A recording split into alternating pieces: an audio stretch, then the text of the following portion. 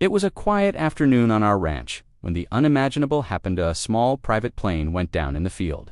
Right next to our property, smoke and debris filled the sky, and chaos erupted instantly. Of course, Karen, our local HOA nightmare, was nearby, and she couldn't resist inserting herself into the drama.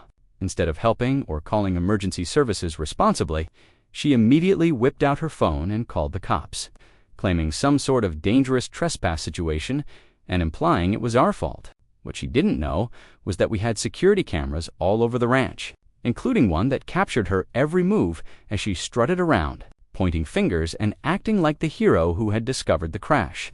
I watched the live feed, stunned, as she approached the smoking wreckage with all the confidence of someone who had zero idea about aviation or safety protocol.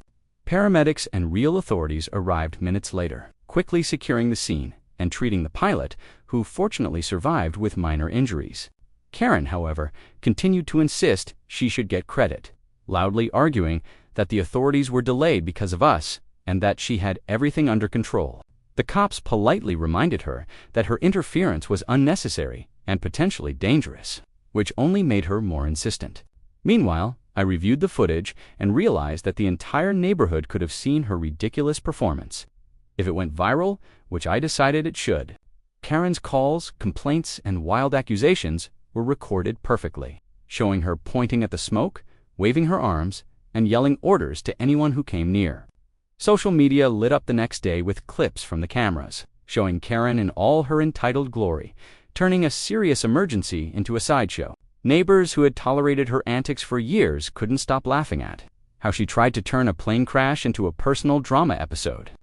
In the end, the pilot recovered, the authorities handled the situation professionally, and Karen faced some serious backlash for interfering with an emergency. What started as a terrifying accident on the ranch turned into a lesson about entitlement, hubris, and the power of being watched, sometimes literally. Karen learned, perhaps too late, that trying to control everything in someone else's yard can backfire in the most spectacular way, and that cameras don't lie.